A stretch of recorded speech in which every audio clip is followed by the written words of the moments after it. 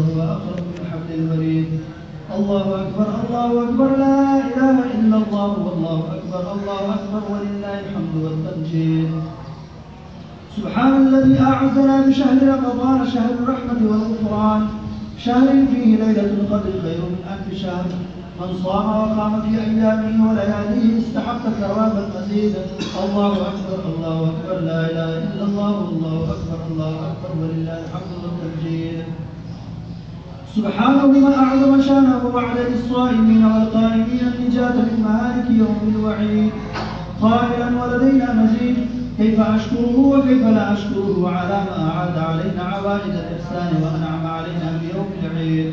الله أكبر الله أكبر لا إله إلا الله والله أكبر الله أكبر ولله الحمد والتمجيد.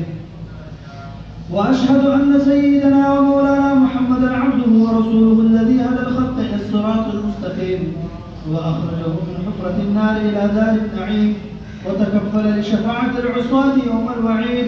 صلى الله عليه وعلى آله وسلم صلاة دائمة لا تنقطع ولا تبين. الله أكبر الله أكبر لا إله إلا الله والله أكبر الله أكبر ولله الحمد والتمجيد. وبعد فيا أيها الأكياس من الجنة والناس، قد أظلكم يوم العيد، يوم الفطر من الصيام والتوبة من الآثام، يوم السرور والفرحة والإنابة. تتنزل فيه ملائكة الرحمة من السماوات لمعاينة عبادات العبيد. فاتقوا الله واجتهدوا في العبادة طلبا للحسنى والزيادة، وتوبوا إلى الله من كل ذنب قديم وجديد. الله أكبر الله أكبر لا إله إلا الله والله أكبر الله أكبر ولله الحمد والتمجيد.